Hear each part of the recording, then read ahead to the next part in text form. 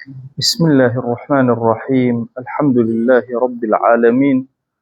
والصلاة والسلام على خير خلق الله محمد وعلى آله وأصحابه الكرام وتابعيهم بإحسان إلى يوم الدين. ربنا أرنا الحق حقا وارزقنا اتباعه، وأرنا الباطل باطلا وارزقنا اجتنابه. ربنا آتنا في الدنيا حسنة وفي الآخرة حسنة وقنا عذاب النار. ماوەسانی بەڕێزم لە خزمەت کتێبی منهاجە لە باسی نکاحە گەیشتینە مەوانیعی ویلایەتی نکاح. مەوانیعی ویلایەت ماوەسان زۆر گرنگە، ماوەسا ئاینی هوشیاری بێت، چونکە لەو کاتێک کە ژنمارە ئەبڕی ئەبێ بزانی ئەم وەلیانە ئایا بە کەڵکی ئەوەیەن کە والی بن و وەلی بن و بتوانن ئەم ئافرەتە مارە بکەن یان نە. بۆیە فەرمێت لەم فەصلە: في موانع الولاية للنكاح لا ولاية لرقيق. عبد بهمو جوركانيو، عبدێکی تەواو، عبدی مبعەزە مکاتەبە، حەچی جۆرەکانی عبد هەیە نابێ بکرێنە چی؟ بکرێنە وەلی. ئەم ماڵی خۆیەتی بەس ناتوانێ، ئەمە عەبدە، عەبد هیچ ئەوەیەکی نییە، ویلایەتێکی بەسەر هیچ شتێکان نییە. طبعاً مناڵی خۆیەتی، بۆ نمونە کچی خۆیەتی، باوکەکە عەبدە، کچەکە ئازادە. مەسەلەن ئەم باوکە ناتوانێت ئەم کچەی خۆی بدا بە شوو. واضحە چۆنە؟ لە مەسەلەی ڕەقیقە ئایا نەقڵ ئەبێ بۆ ئەبعەد یان نەقڵ ئەبێ بۆ سوڵتان؟ لە مەزەبی خۆمان نەقڵ ئەبێ بۆ سوڵتان ئەو کاتە بڕیاری لەسەر ئەدا. بەتایبەتی ئەگەر ویلایەتی قەوی مەسەلەن تایە ئەوە بێت ناچێتە سەر ئەبعەدەکە. حتا هەندێکی ئەویان کردووە وتیانە ئەگەر مثلا ئەوە قەیناوە بە ویلایەت مەسەلەن دوو ئەوە یا ئەچێتە ئەبعەد یا ئەچێتە طبعاً هەر یەکێک لەم وەلیانە با بڵێن ئەگەر هاتوو لە هینمان خست، لە ویلایەتەکەمان خست، چی لێ یان دوای ئەو دێت بەپێی ئەو تەسەلسولەی باسمان کردووە ئەبوو مەسەلەن جەد و مەسەلەن ئیخوە و ئەوە یەکێتر لەوانەیەتە جێگەی، یان ئەوە تا والی دێ، قازی موسڵمانان دێ، مەسەلەن ئەو خەلیفە دێ. ئەوە ئەگەر جاریەکی هەبوو، بۆ نمونە عەبدێکمان هەیە مبعەزە، باشە نیوەی عەبدە، نیوەکەی تری باشە ئازادە، بەڵام خۆی بۆ خۆی ئەم عەبدە جاریەکی هەیە ئەوێ بیدا بەشوو. طبعاً عادەتی جاریەکیە سەیدەکە ئیدا بەشوو، بەڵام ئەم سەیدە ئەوە لە مەزەبی خۆمان ئەفەرمێ ئەبێ ئەمە ڕابگیرێ، نابێ بدرێ بەشوو حتا وەکو یا ئەم کەسە ئازادەکرێ یان ئەوە تا عەبدە و خۆی و ئەمەش کە هەیەی هەموو هی سەیدەکەیە، سەیدی دووەم ئەیکا مەسەلەن، یان ئەوە تا نەقڵ نابێ بۆ والی، چونکە مەسئلەی جاریە و دانی بەشوو لە دەسەڵاتی قازی موسڵمانان نێت، تەنها لە دەسەڵاتی سەیدایە، نەقڵ نابێ بۆ ئەبعەد یان ماڵێن بۆ والی موسڵمان یا بۆ قازی یا بۆ حاکم. ئەوەتان لە ئێستا واضحە ماوەسایان. بۆیە بە هەموو جۆرەکانی عەبدایەتیەوە، عەبدایەتی منع لە چیەکە؟ لە ویلایەتەکە. با نیوەشی بێ، بە هەر چۆن، با مکاتەب بێ، ئەوە لە مغنی بە تەفسیل باس کراوە. ئەوە یەک. دوو، وەسەبیین،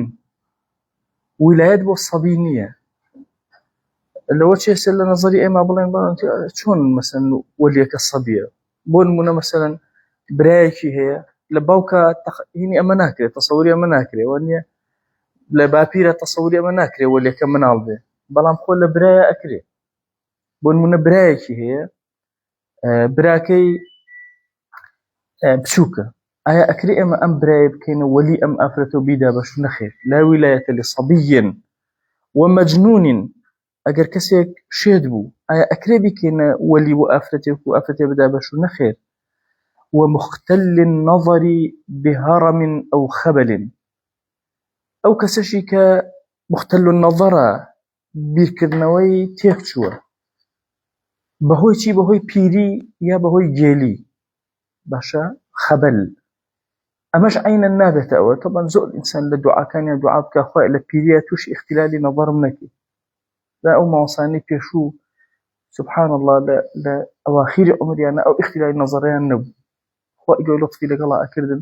بڕواکەن جاری وا هەبوو دکتۆر محەممەد جارێ باسی کردی، باوکم ناوی مناڵەکانی لەبیر چوو بۆ کەچی مەسەلە فقهیەکانی لەبیر نەچوو بۆ، ئەو ناوی عولەما و ذیکر و ئەوراد و یەکشت لەوانەی لێ تێک نەچوو کەچی مناڵەکانی خۆی نەئەناسیوە. لو اختلال النظر إنسان كعمري زور أبيته أنا توانای بیرکردنەوەوانەی نامێنێ ئینسان زۆر دوعا بکە ممکنیشە خوا لوتفەی لەگەڵاکە فەرموویسە 80 ساڵەکانی ئێران و ئەمریکا و ئیسرائیل و ئەوانە وڵاتەکە بن بەڕێوە لە 80 بەرەژوور ئەیبا بۆ ئینسان دوعا بکە خوا تووشی اختلالی نەظرم نەکەی ئەو فکرم بهێڵی کە بتوانم چاک و خراپ لە یەکەمە و تەوجیهی خەڵکم ئەخر پیر تەوجیهی خەڵکە زۆر بەهێزە تصورکن ئەگەر پیر ئەو اختلالی نەظری بۆ دروست نەبێ لەناو کۆمەلگا زۆر قورسە کە تەوجیهی بەرامبەرەکە زۆر عەجیب تەئسیر لە دڵی ئەکا طبعا لەبەرەوە ئەو اختلالی نەظرە زۆر دوعا بکەین خوای گەورە هەم بەهۆی گێلیمان هەم بەهۆی پیریمان تووشی اختلالی نەظرمان نەکە وكذا محجور عليه بسفه على المذهب أو كسش حجر خرابة السر بهوي سفاهتي وكسيه سفيها على المذهبي لسر مذهب أو هاي باشا كأوج نابي أو بكا نابي بتولي هرچند أما رأي دوهم زور بهذا رأي دوهم لمذهبها كالله الله محجور عليه محجر ما لسر باربو داناو يعني وشي إما مسألة ولاية النكاح حق ما نشي بسريو أو لبازار كسي جيلة طبعا لجيان ومال ولوانا أو رأي كشيخ مثلا ترجيح أميدا ولا سر مذهب أجابيته على الأظهر باشترو كمان تيجي ظاهرا براسي رأيك قوي زور باون رأي دوهم جابوا أفرمي وهاي دقيقة مثلا نانا بس أمي أخير سفهك وكذا محجور عليه بسفين على المذهب أو مثلا كسي حجر ماخذ السري ولا برسفاهات حجي بازار ماخذ السري باشا لمذهب حتى ولايتيش باشا وليبون لسري بو أفرتك أين ناتوان بك ولايتك نامنة بلام لا بابلين لرأي دوهما على ولايتك هر أمنة كما سفه حجر كمان لبر بازار خصوص السري نقدر برشتي ومتى كان الأقرب ببعض هذه الصفات هر كاتيك يشك نزيك كان بهندل لم صفاتنا برقة بصبية بمجنون أجر اختلالي مثلا نظر هر يشك لما نمان لولايات خص كيدوا يجنا كما أبرئ فرمي فالولايات للأبعدي دور كان يتشفين جاري وهي مثلا باوكك ناتواني أمبكا ماشا باوكك مثلا اختلالي نظري هي يان مثلا رقيقة يا صبية هر شيء لو بابتانا ألين أو باوكر نايكا كي مثلا براي أفرتك إيكا براكا كاكا اختلال نظري هي براي جورا مثلا أتشبو براي ما مثلا أتشبو مامي أتشبو آموزاي دورة كان ورده ينفش بله كوري باوكا كاتا براي أفرتك يكسر شتا نانا أبعده يا راستو خو شتا أبعده كبراكي نا كوري أفرتك نا بولايات ما بو ابنك نابه بلان بو براكة أروى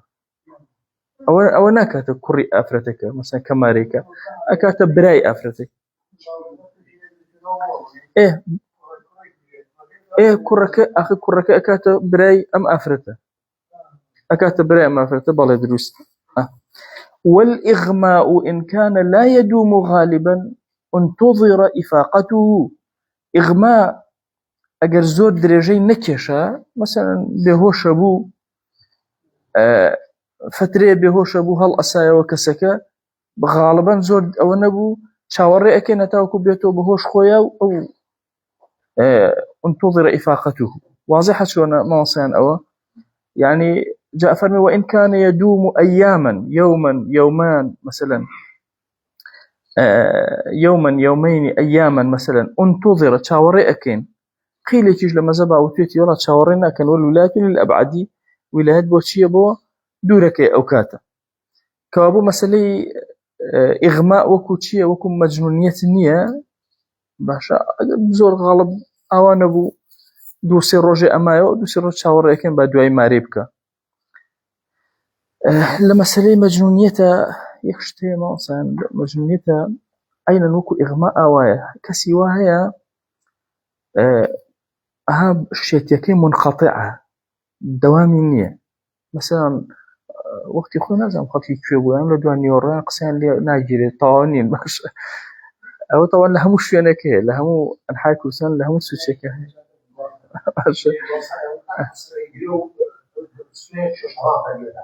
جا ئەوە نا هەر هەمانە هەمەسەر ڕۆژانێ مەسەن 3 ڕۆژ تاوانێ دوایەتەوە سەر خۆی لە هەفتەیەکە 2 ڕۆژ لە مانگێکە 2 ڕۆژ 3 ڕۆژ مەسا ئەگەر حاڵەتێکەوە منقەطع هەبوو لە مەزهەبی خۆمانە لەوە وەکو ئیغماءەکە نییە ئەولا وهایە کە ئەبعەدەکە مارێ ببڕێ وقولێکی شەیە لەسەرەوەی ئەویش وەکو ئیغما حسابەکەێت بەس ئیغماکە ئەسوڵ تایە چییە ئەچێ بۆ ئەبعەدەکە واضحە ئەوە چۆن انتظاری ئەکەین ئەو چەند ڕۆژە باشە دوای خۆی مارێ ئەبڕێ ئەگەر نا قیلێکە ئەڵێ ئەچێ بۆ هین بۆ ئەبعەدەکە بەس لەمیترا لە مەجنونەکە ئەڵێ ئەچێ بۆ ئەبعەدەکە قیلێک ئەڵێ قەیناکە چاوەڕێ ئەکەین بەعکسی ئەمەوە لە مەجنونەکە ملاحەزەی کێوکەوە وەردەکارێکە لە مەزهەبە چکە شێت وتمانە ویلایەتی نییە بەڵام ئەگەر منقەطع بوو لە مەزهەبی خۆمانە ئەڵێن سەیری ئەوە ئەکەین لە ئینقیتاعەکە هێشتا نەهاتوێتەوە تەواو هۆش خۆی بۆیە ئەتیباری بۆ دانانێ بەڵام ئەگەر زانیمان تەواو دێتەوە هۆش خۆی ئەتیباری بۆ دائەنێ ئەوجا ئایا کوێری مثلا وەلیەکمان هەیە باوکێکە مثلا نابینایە ئایا مثلا ئەتوانێ بێ ئەفەرمێ في الأصح ولا يقدح العمى في الأصح لقول أصحي مذهب بەڵێ باوکێکە مثلا یان مثلا برایەک وەلیەک لە وەلیەکان چاوی مثلا نابینا بێ بەڵێ ئەتوانێ ویلایەتکە و کچەکەی خۆی بدا بەشوو یا خوشەکەی بدا بەشوو ولا ولاية لفاسق على المذهب ولاية بو فاسق نییە لە مەزهەبە واتە وەلیەکە ئەگەر فاسق بوو ناتوانێت کچەکەی خۆی بدا بەشوو ئەمە چی ئەمە على المذهب لە مغنیە ئەفەرمێ 13 ڕێگە هەیە لە مەزهەبە مەزهەبی ئیمام شافعی مەزهەبی دەوڵەمەندە ئینسان ئەموو جارێ ئەڵێن ئینسان ئەتوێتەوە مەزهەبێکی پێ کۆنتڕۆڵ ناکرێت ئەوەندە مەزهەب خزمەت کراوە و گەورەیە بۆیە 13 ڕێی لەو بابەتە هەیە ئایا مەسەلەن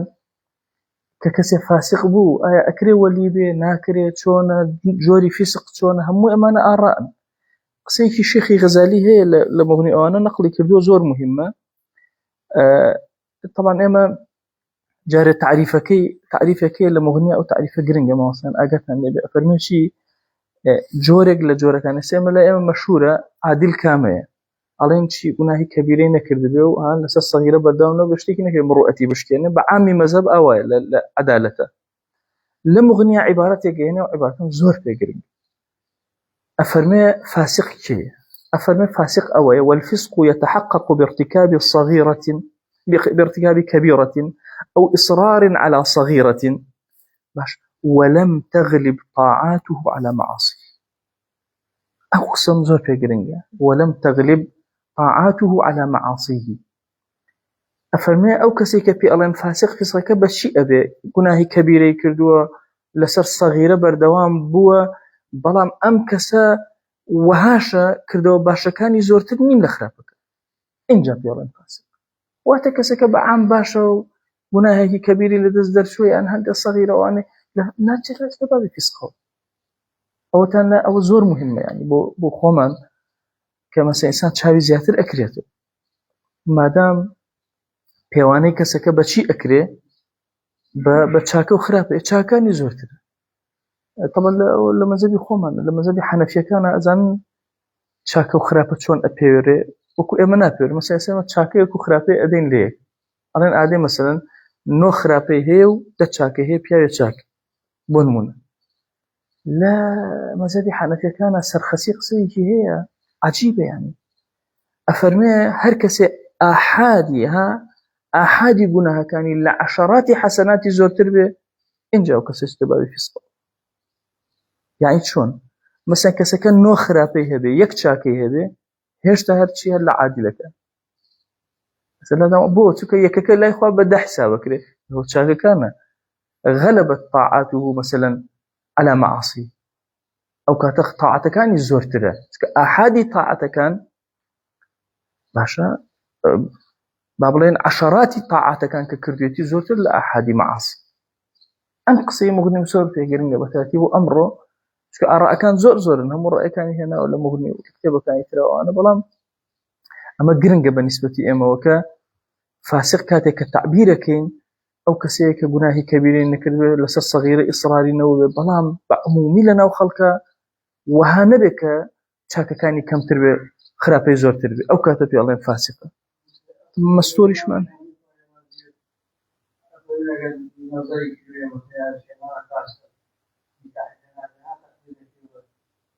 آخر شاتو أرزكم أبوي أو قصيك يعني على المذهبي بيسيب التقليد نية كان رأي دوام هري مذهبي خو معنا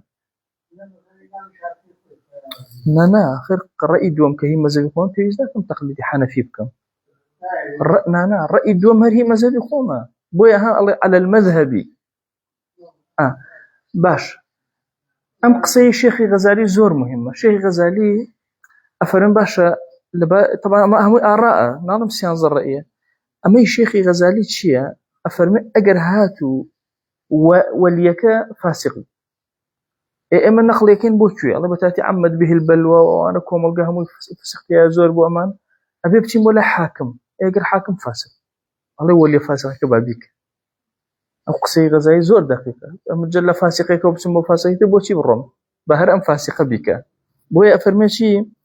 أفرمي إذا كان الحاكم فاسقا يلي الولي الفاسق أجر هاتو فاسقك حاكمك خوي فاسق بو أو كاتا ولي فاسقك باليرا ماريكا باشتر لوا بتايبتي لم كاتا إذ الفسق قد عم البلاد والعباد كفسق بس البلاد والعباد بلا بوتو أنواع جناه معاصي وان أوش جرينجا إما أجمع اللي بك لا ولاية لفاسق أخي لا ولاية لفاسق على المذهبي أما قشتيكي والله على المذهبي كابو رأي دوام هي لمذهبه نك رأي دوام هي دوانزر رأي تر هي غيري أكري ببيت تقليد أكري شكل منهاج يعني هكتبك قشراي مذهبه أبيه لسر رأي علماني دروس عشان هندي فرمينا لما مذهبي خمانا وكان الرأي أما هين بكري مثلا بوتري لسر رأي إمامي غزالي أم هنا أكي يا لسر رأي بلام أو عموما لداخلي مذهبه داخلي مذهب خوي بخوي تقاليدي نعم باش مسألة ترية تبيشو موصيان إما أزانين أو كسيكا عاقد به نابي لإحرام به أو كسيكا لإحرام لحاجة يا لعمره فرقناك نابي نجن مثلا ولي به نأشتوان الزوج به ناتوان أفرمي اتكودو سركن بابلن عقدك ابن بريو الله وإحرام أحد العاقدين أو الزوجة ين أفرتك لإحرام به يمنع صحة النكاح دروزنية نكاح كي تدانا مزري ما دام لتشيابن لا إحرام بن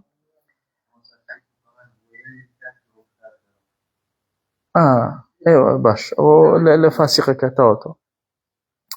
أو ماصا مسلم أو كتبك همو جمارة كردوه أم جاربو الدورة كانت أما إساغمك يشكلو إمامنا هاتو بس ترقيم مسائل هنا كده مسائل منهاج طبعي كي زور جوانيش مجالش زور تيا بو نوسيني حاشا حوالا جمارة يك جمارة دو هو هنا كردوه نازانا حو هزارة ده هزارة سنك مسائل سمسائل الكافر وانا يلي ردوه مايا واضح سوانا أو إساكن باشتر لما لو شوف هر یک برد حوصت له هناك بس أو جاي كردوتو بدو هي كجماري بدانا واضح سوانا أو جماري زور جرينجا شو كيت قيش اللي نابره أكثر زاني بجماري في أرض وبو ضبطي مش كيش باشتره أزاني خوي أما اشتكى عنها تقنين الفقه الإسلامي زور إشي لسر كرا فترة للجهة الإسلامية حتى رسائل دكتوراه زور لسر مسرا أم فقه إسلامي شون بكينا قانون كان شيء مثلا الله ياساي جمارة أو نو فقري أو نو رك أو عندك أو كتاد ضبط لمشكا بقوة تربو تأتي لم زمن الجنجالية باشتر ضبط كيبو أبي ويلي الكافر الكافرة لما زابي خومانا أجر أفرتي مسلمان بو باوكو دايكو واليكاني مثلا باوكو براو مثلا أماني كافر بون ولايتي كافر بس مسلمان والنية حاكمين مسلمانان ماري أبره أو واضح أو ئەوە هیچ پرسیان پێ ئەکرێ وە لە سیرەتە ئەخوێننەوە کە پێغەمبەری خوا صلی الله علیه وسلم ئەو ئافرەتانەی خواستۆ باوکیان کافر بووەوە پرسی پێکردوون هەتا پرسی بە ئەبوو سوفیان کرد خەبەری نەدا کە ئەم حەبیبە بخوازێ نەخوازێ چۆن دائما ئەو هینە هەبووە ئەو پرسکردنە هەبووە بەڵام ئایا کێ عەقدەکە ئەبا بەڕێوە عەقدەکە حاکمی موسڵمانە ئەیبا بەڕێوە بە نیسبەت ئەو ئافرەتەوەی کە وەلیەکەی کافرە ئافرەتەکە موسڵمانە وەلیەکەی کافرە ئەی ئەگەر مەسەڵ خۆمە ئەزانین دروستە لە ئیسلامە ئینسان ئافرەتێکی مەسیحی بخوازێ ئافرەتێکی مەسەڵەن یەهودی بخوازێ کێ ویلایەتی ئەوەکە کافرەکە ویلایەتیەکە باوکە کافرەکەی يعني تۆ عەقدەکە لەگەڵ باوکە کافرەکە ئەکەی ئەڵێ وەیەلی الکافر الکافرەتە باوکێکی کافر کچێکی کافر باوکێکی یەهودی کچێکی یەهودی هەیە تۆ ئەچی کچە یەهودەکە لە کێ ئەخوازی لە باوکی خوازی ئەو قسە دیار بوو ماوسان ئەمە بۆ ئافر يعني ئەوانیە ئەڵێ وەیەلی الکافر الکافرەتە مفهومی مخالفەکە چی ئەگەێنێ ولا يلي الكافر المسلمة ئەوە ئەگەێنێ بۆ مسلمان ویلایەتی نی بەس بۆ کافر ویلایەتی هەیە اینجا ئایا ئەگەر اختلافی دینیان هەبوو ئەوە تەمان ئیتر لە مەزەبی خۆمانە اختلافی لەسەرە بۆ نمونە کچەکە یەهودیە باوکە نەسرانیە ئەسڵ وهەیە لە مەزەبی خۆمانە أيتكفرون بعضهم أولياء بعض والذين كفروا بعضهم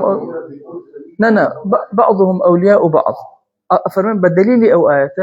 أكري أجر كفر كش نوعي هو لبين يكترى كشمان بشرته كفر كلا وأنا بك مثلا بقول لبين يهود ونصارى به كما تجني اللي بخوازين والله ميشي كان مثلا مجوسي ويكان أو نابت واضح شلون يك موضوع إتر هي مسألة مرتد بهيش يوازي ولايتي نادرت أو حتى كافري مرتد باشا ولايتي نية بس كشكشي كافرة مرتد بس مرتد ديانيتي همو جورا كان ولاية لمرتد وريكيرته أو ملاحظة لها هلا مزق خمان أو ذكر كراو كوابو استا أزهين كافر ولايتي هي بس كافرة يا بلا ولايتي بس مسلمة يعني كافر بو كافر أجر أديانا كان ينجيوازو ألان هرقيناك بعضهم أولياء بعض كشمانية بلام لمرتدة همو درجة كان داخل بهيش يوازي ولايتي نية نبسر كتي خويا نبسر كتي سواء مرتدة بي كافرة بي هرش يوازي نية ما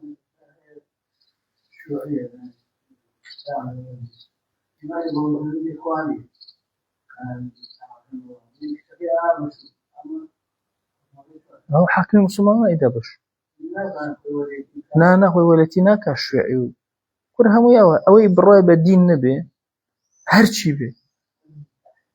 إتري ما قواني علمانية شيعية حتى هي ملحدة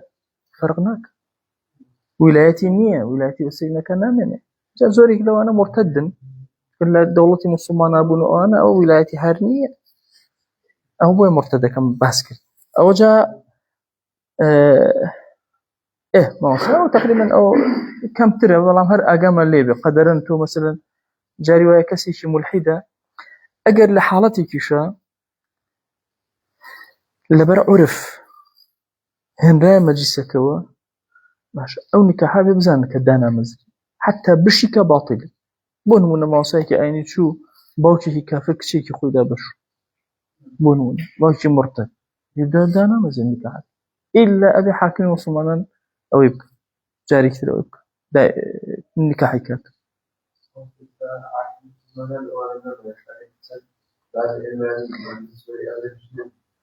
لا أزاني شو أما بس يو علماني الشيعة وأنا أكين عامتك بازناكين عامتك مسلمانات أنا جشوا هذا الشيعة وين شيء والله أجر كسيك برواي بأخوان أبو ملحد بوش يوازا والكبرى مثلا الله علمانيين شور ولا مزجوتها كوتوه وعلمانيين تينا جيشتوا يعني الله الشيعي ولا مزجوتها كوتوه تينا جيشتوا أو أنا أويك برواي بدينية أما دوجور لكردستان بتاعتي لعامة العالم الإسلامي شهر وهاي دوجور خلق مان هي خلق مان هي كفعلا ملحدة أو أنا بهيش يوازك بيني ولايتك برام عامة كيترنا كوهانية درست هيج إشكالي كنية شكبو أما شون نيجنا كرك مثلا هي تتملا هالشيء مسألة بابلن برواي بنوجنية كان برواي بنوجنية كافرة همانا بهوي قالتا كردن بدينة وكافرة اتقوى ولايتي مرتدة ولايتي النية بتابت إلا عامي ولاتي أمانا كاتا كافرة كاتا مرتدة في ارتداد الأصل من علي المسلمان ولا داي وداي ارتدادي كرد في ارتدادي كرد ولا دين هيج ولايتي كنية بلا مثلا كسيك شن أبو معاش اشتياشين أمانا كرتو أو هيج ناكاتا أويكا ولي والله أو مرتدة يعني مثلا أو حكم نادرة بس الشريعة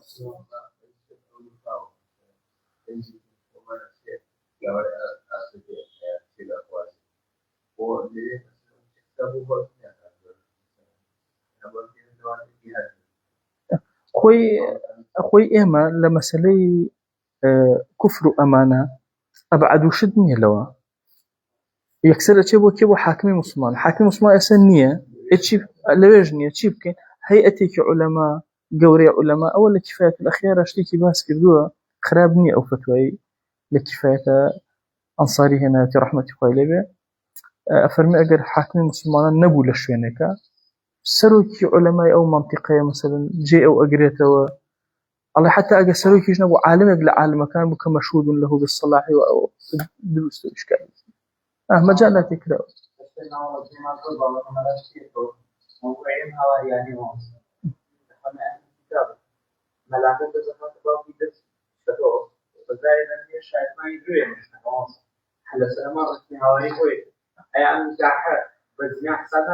لا تو أرزكم مثل هاوري كان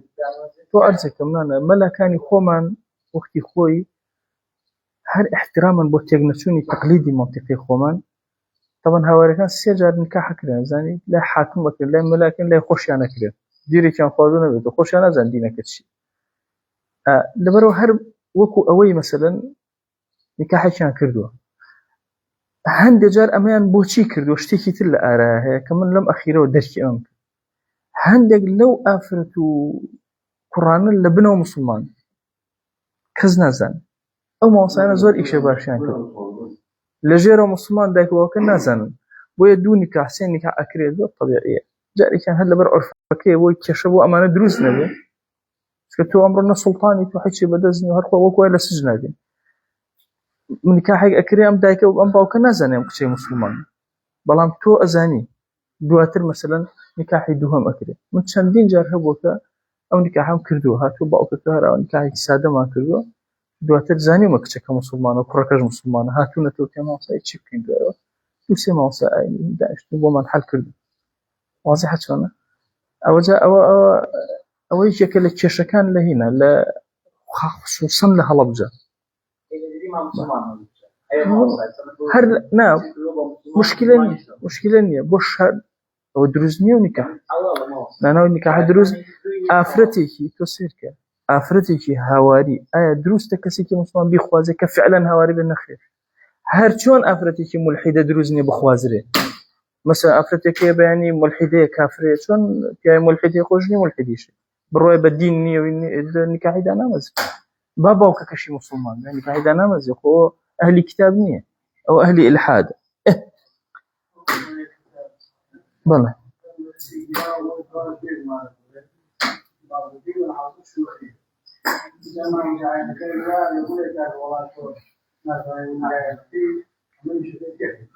ئەزانی ئێستا ئێمە لەبەر ئەوەی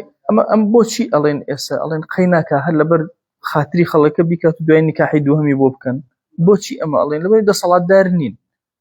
ئەگەر دەسەڵاتدار بین ئەرە وەڵا لەبەرەوەی شوێعیە نەخێر دروست نییە و مولحیدە و کافرە و تەواو بڕ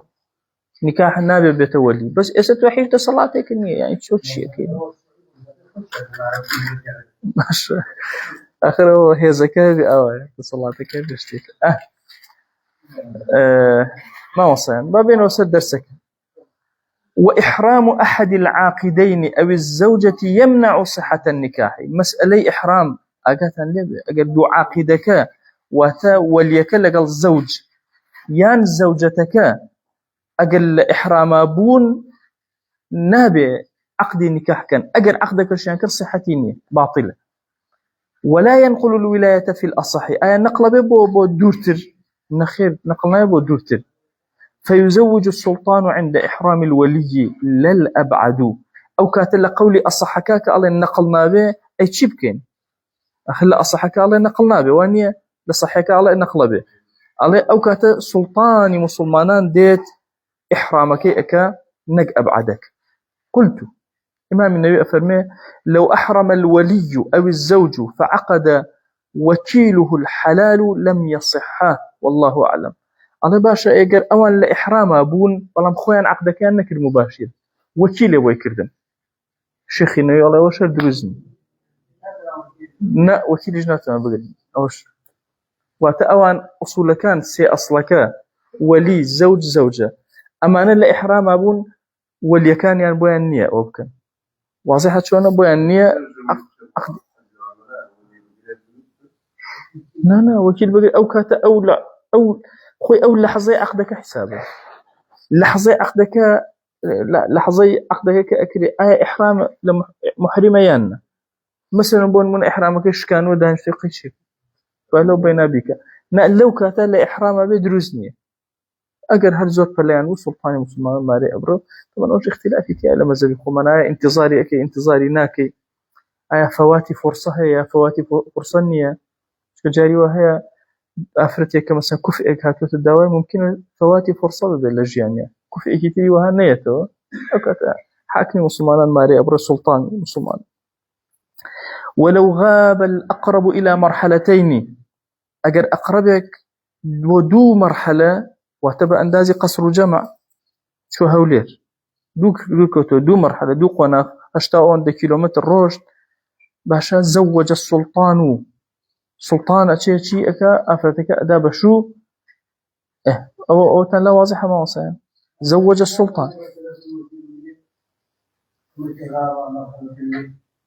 أخوة زين شون استأكري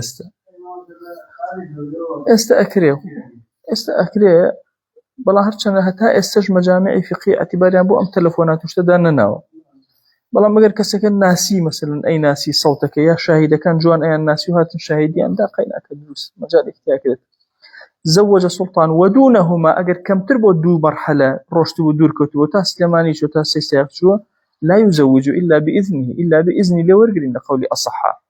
لدو مرحله كاذن ابي ناوي بس لكم تلدو مرحلة لقول الصحة إذن أو لقول الصحيحة عينا أو السلطان ماريكا في إذن لو ناقري طبعا أما أو أجينك جنهنان وشودان وما زور أحسن أو أم الله زي أمره النبوة جاري واحد بينجر موعد أقورن والله براكي دوامي هي براكي ربي شفيني اشتكى زور أحسن بس أس أمره أو إيش قرز واليمن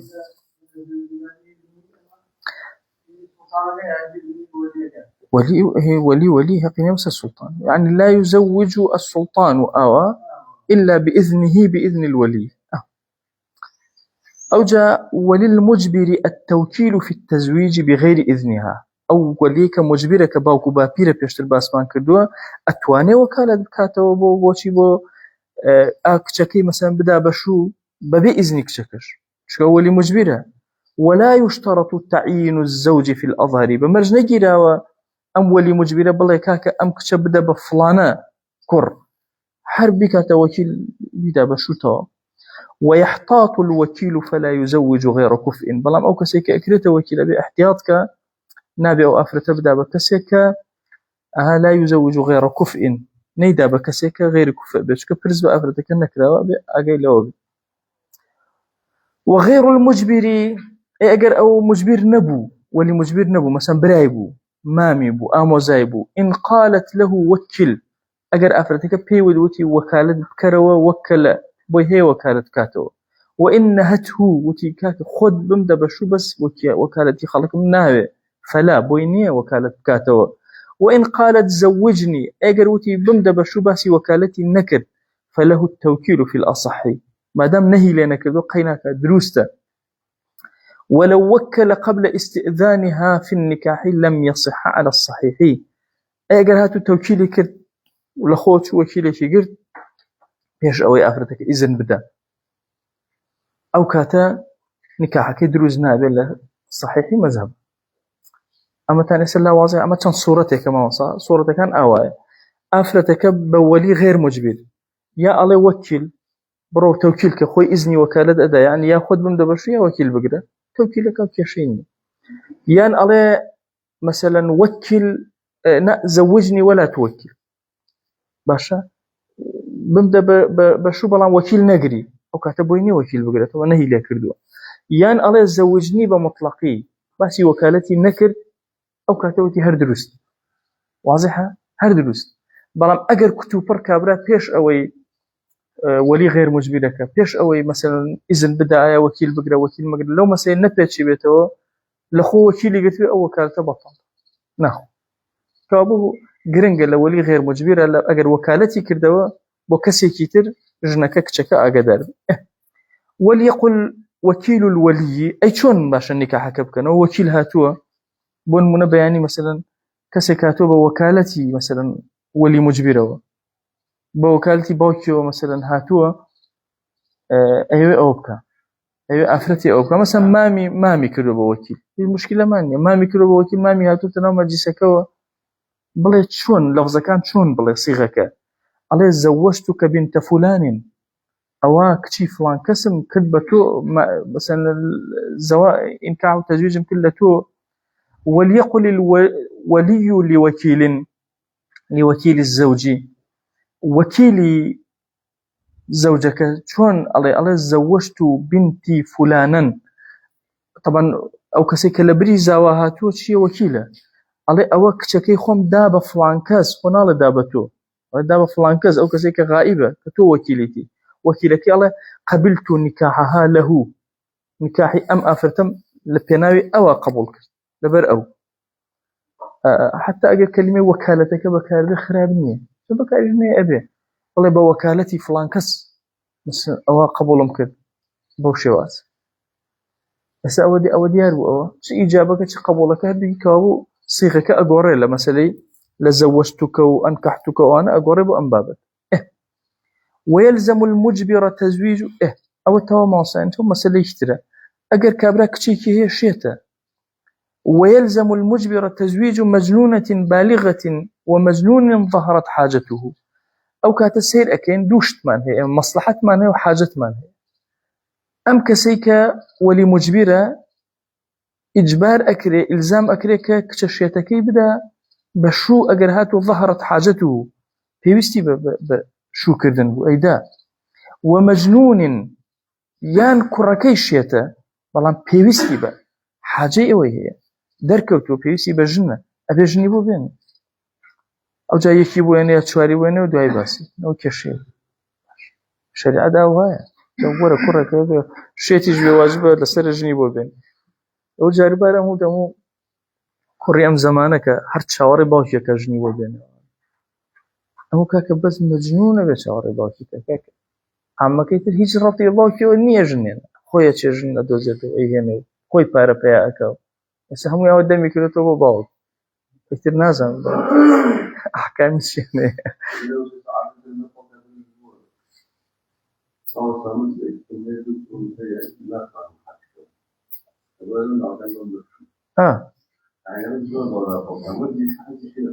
هيج ربطي بونية جن هناني كل رب ما قرشيت ربطي بون ربطي نانا تو أري والله أو مشهور لنا وكل دوادي والله كل رقم جنين هنا وبتشم بو حاجة يعني جمتها كل جنين هنا عقيشي بس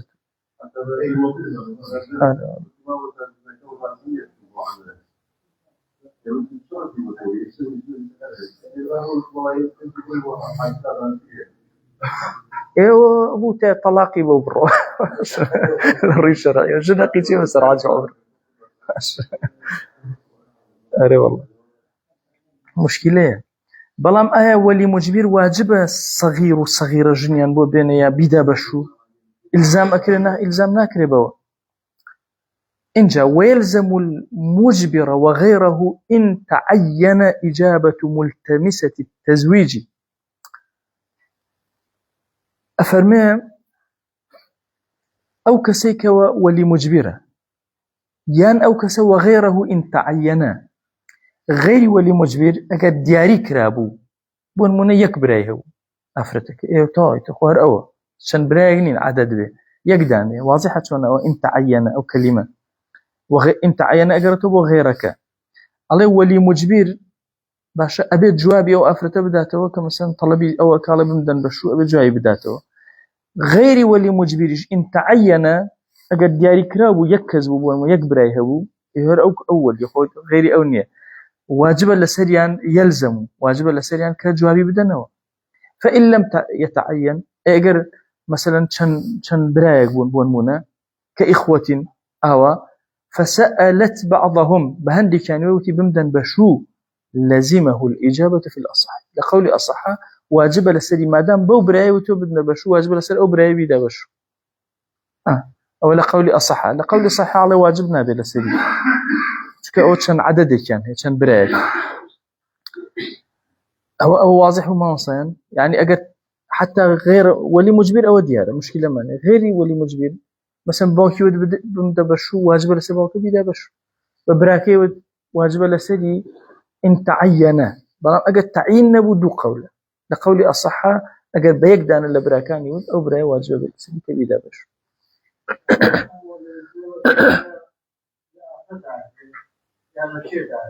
نا هاد الأفراد نا ولي مجبر نا والله كل كره قينية ما قرشيت به نموت هي غيري أو نا قينية بس أفراد الطلبي أو كابم دبشو ولايتي بيست كل ولايتي نا يخوي الزوجة يسأبي كم جاري ولي كرك الرازي به كان الله هم اعتباري ما قرشيتي وكي قالوا الشرع مشتهر نية باوكي كر رازي به ومان شيء كابراتش اللي جنين وبعين طلاقية وشيء مقمالش بس ما وصيان إذا اجتمع أولياء في درجة كومالي ولي بيك وليك درجة ليك مستوى كومالي براكوبو نتو حمويا ليك مستوى هي استحب أن يزوجها أفقههم كاميا لهميا فقهي بشريعة زياترة أويان أيدا بشو طبعا لما زبي خوانا يكسر ناتشبو أسن الله ثم أورعهم كاميا ورعي زياترة لأخواناسي لطاعة نقل أبيبو أو دواي أو أسنهم كاميا سني زياترة عمري زياترة أتشبو أو أيدا بشو بلان برضاهم أبي أوان تيجي راضيبا واضحة شونا يعني يكي كان كاميا فقيهك أروعك قورك أجر أوان الراضيبون أمانة أيضا بشو أي أجر راضي نبون أوتي ناو فإن تشاحوا ببكش أوتي من قبول من أوتي قرعة كين لبيننا كيدر شو أيدا بشو فلو زوج غير من خرجت قرعته أي أجر أو قرعة ما كدو زيت قرار بيدا بشو عمر لأخوة لبنوتو ياي بشو باشا الله ولو زوج غير من خرجت قرعته وقد أذنت لكل منهم أفرتك تبيك كم تنودن بشو دن شرمكا صح في الأصح درست إذني أفرتك يا بقوة ولو زوجها أحدهم أي أقربوا بالشريان يشي كان شو ياي بالزيد أو يتشو ياي بعمر أو شو عقده يكر أو شو عقده يكر يتشبكن أما كانش حالتي هي بمن باسك واضحة أساسونا مثلا براكان بلين بون منا دوبران بهدوان بلا دوبران بو بكشان إتر أفقه أروع وحيشان نخرندو بو بكشان إيه أفرتك بتبيك كم تم أمدن بشو بمدن والله لداخيك أم شوية بزد أو شوية بعم سير أكين فإن عرف سابق فهو الصحيح أو يكمن دانه إما أزاين كاميان زوتر دايتي بشو أو يندام زيت الدانامز أو حاليا كم أجر جماريكي ودانين جمار دوم وإن وقعا معا أي سبحان الله لكات وقتنا ليكات هذيك عقدك يعني كردو أما دوم سهم أو جهل السبق والمعية أما زاني بس لبير ما تشوفه نما نزاني بيكوية تشتري أما زاني بلام دعي لما تيخشو نزاني كاميان لبيش كاميانوية يعني آية بيكو بنياننا أما ما نزاني أفرمي فباطلاني لهدو صورة باطل لبروين نأزانين بيكوان نأزانين يكان لبيشوية يعني هردو كان بالضبط ليكاتا كران ليه توقيتا أو هردو كان قرار أدنك أو نكاح باطل أم جاري كتير ما رأيك شوار من دانا وكذا لو عرف سبق أحدهما ولم يتعين على المذهب أما زاني يكي كان لبيش يكي كان ويا بلام نما نزاني كاميانا آيا أميان يا بشو بزيد يا أويان داي بشو زوتر بعمر أو ما نأزاني أما زاني يليك هاتانا لروجك أبون بياني إوار بس لما تكتو كاميان لبيش كاميان أو ما نأزاني أما أفرمتي وكذا يعني فباطل أيضا أي شهر باطل كأنه زانتو جهالتي تيري أو ديار بأوتشوارم أو جا بينجم ولو سبق معين ثم اشتبه تأكيد ما كده أما زاني أم بريان زوتريا أوام وهم دوي قمان ما بودوز اشتبه وجب التوقف حتى يبين أبي إلا بوستين حتى هو كتشيب وما روشن أبيته شو برالي بطالي ما بو نادري أم جارة شو الطواو تعين ما كده كاك فلان فلان اشتباه والله احتمال شيء فلان بي. يعني ليه ما انتك شنو ما زاني دواتر الله وجب التوقف حتى يبين أي أم كاتا أجر أم حالة الرؤية حالتي بينجم إن ادعى كل زوج علمها بسبقه هريكي كاوتي وتكاكا جنك أزاني كمن لبيشتربون أو تباب جنك أزاني كمن لبيشتربون سمعت دعواهما دو دعوة لسجنك قيدا كان بناء على الجيد قول جديد مذهبا وهو قبول إقرارها بالنكاح أفرتك إهن آدي إقرار كبو كاميان بويا كم جار فإن أنكرت وتيوخوا من علم بمنية نازم براكام شن أما ينكدو من أقام لينبو وايبوت أوانج أند أو حلفت بسيون بخواك أقاي لينية وإن أقرت لأحدهما أيجا إقراري كده تكاكا والله أما يعني كم دانبو ثبت النكاح ثابت ديار ما وصان أو شكا أو بيسي بإقرار أفرتك هو باش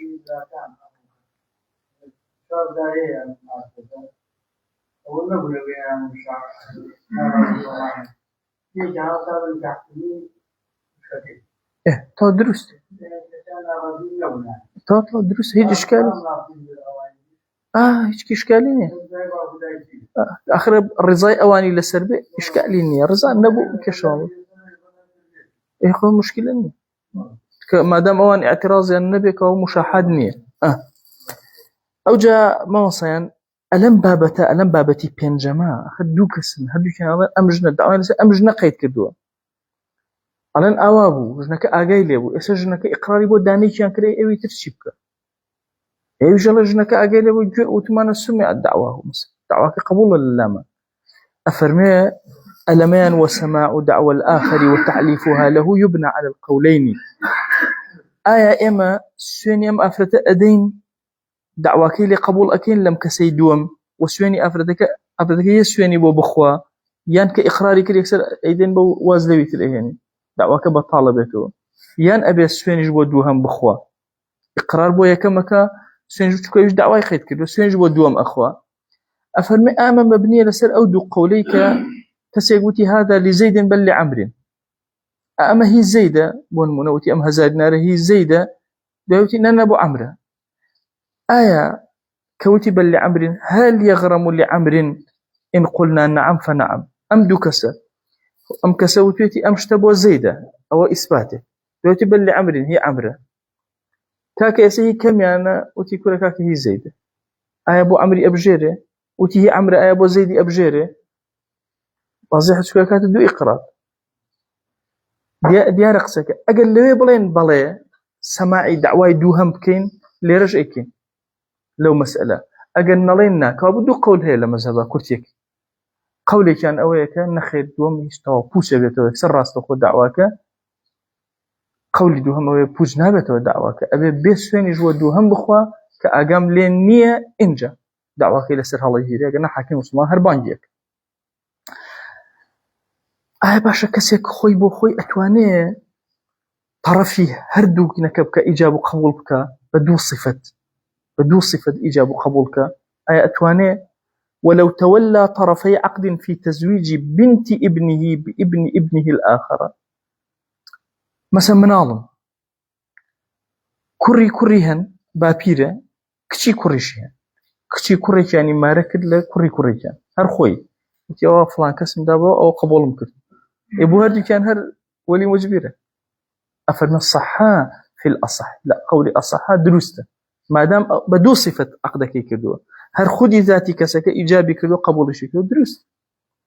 بلام بو خوي بو نفسي خوي ابن عمك من هي ولي طبعا أجر كزنا ما دويناش تسر ابن عم مثلا عمنا ما باوغني وبابيرني وبراني وكرة براني ومامني وأشي تسر كي جنك أداب شو ولي أبي كري مام كري مام بو خوشيت وأنا بيخوازي أي باش أجر هاتو بو خوي خواستي ولا يزوج ابن العم نفسه بل يزوجه ابن عم في درجته أفرمن ناتشي هر خوي بو خوي عقدك بلا شي فلان كاس مسمى ركري لا فلان كاس خوي يا بلا اخبارم بلا خوم خوشي بلا ولا قبول ممكن او نادي واضح شلون ابي تشيبكا ابن عمي كتل لدرجه خويا نقل خوارتري خوي اگاتن لو به لدرجه خويا مثلا نق ابن عم لو خوارو به شو قوتي امينيه ابن عمي كتري ما رأيك ابو ام ابن عمه او ديار بو موسان فإن فقد أجنبك يا خوارتر هبو ابن عم هبو لو دوروا فالقاضي أو كات قاضي مسلمان حاكم مسلمان براري لسلد باش طبعا قاضي مسلمان ولايتي بسر أو كسايا من لا ولي له أنا ولي من لا ولي له فلو أراد القاضي نكاح من لا ولي لها أفرتي وليني قاضي قرايدة أويكا وستي بيخوازي بو خوي قاضيك أي أتواني خوي هدو طرفك بكنا زوجه من فوقه من الولاة يكيق لوالي برزكان لم بون منا بابلنا قاي مقام قرار بيخوازي لأن دولة إسلامية أخو إسلامية مثلا قاي مقام ملايك عالميك مثلا وستي أفرتي بخوازي بو خوي أفرتك هيج ولي شينية شبكة أتشي محافظ بو إخوازي هلا سري خوي نا خليفة مسلمان بو إخوازي نا وزير بو إخوازي وهكذا يعني برستر وكما لا يجوز لواحد تولي الطرفين لا يجوز أن يوكل وكيلا في أحدهما هرچون دروزنية مثلا توليه هدو طرفك بكا لكوا دروز نبو نابي وكيلش بقري مثلا بلا فلان كزوتهم كربو وكيل أم كتبه بشو دوائلم لا شو بو خوي بي ناكشتي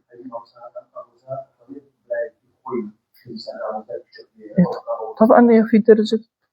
نايكا بوكيل وفي درجة أمايا راستخو أم بوي مارا برتو أو وكيلين فيهما في الأصح يعني شيء وكيل لهدو شانا بقري إكيبكا وكيل بوشي بوي إجابكا إكيبكا بقبول بلان أمن لا أصح لقول الصحيحة أما يندرس ما بخوشي طبعا لا يجوز أي وكيل أو وكيل دو وكيل جبكا هدروز نية بلان لتشيا لا أصح لقول الصحيحة أفرمي أقر دو وكيلي قرد قيمة أو تن لا واضحة ما وصلت شو يعني أجر هاتو كرمامك مثلا وكيلك يكربو إيجاب وكيلك يكربو قبول شون كرديان لقولي الصحيحة أو دروست بلام لا أصح دروزني أوش أبي في درجته يعني أجر هاي ولاية كزنبو قاضي برأي لسل